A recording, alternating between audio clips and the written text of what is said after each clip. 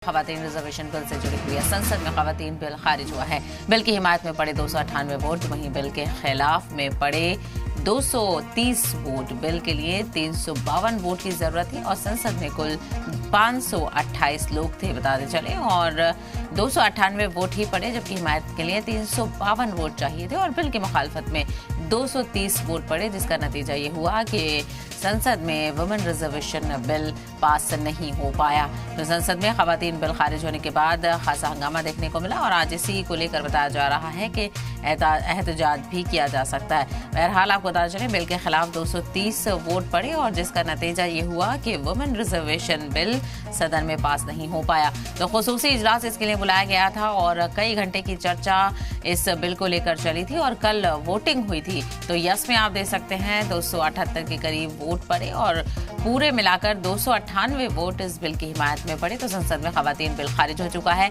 Bill की हिमायत में 298 vote पड़े और बिल के खिलाफ में 230 वोट पड़े, जिसके नतीजे में जो आंकड़ा था, जो चाहिए था बिल पास होने के लिए, उस तक नहीं पहुंच सके।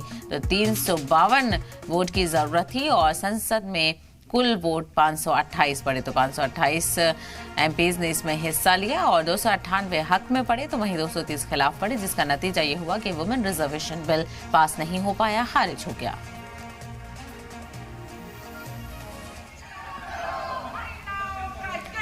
तो आपको बताते चलें, वुमेन रिजर्वेशन बिल को लेकर खासा चर्चाएं देखने को मिल रही थी और खवातीन को इसको लेकर खासा उम्मीद थी और इसे खवातीन के हक में एक बेहतर फैसला बताया जा रहा था। लेकिन अपोजिशन इसकी मुखालफत कर रहा था। अपोजिशन कह रहा था कि इस बिल के जरिए से जो हुकूमत है वो अपना सही मोटिव नहीं रख रही है और डिलिमिटेशन करके इसके खिलाफ अपोजिशन ने आवाज़ उठाई।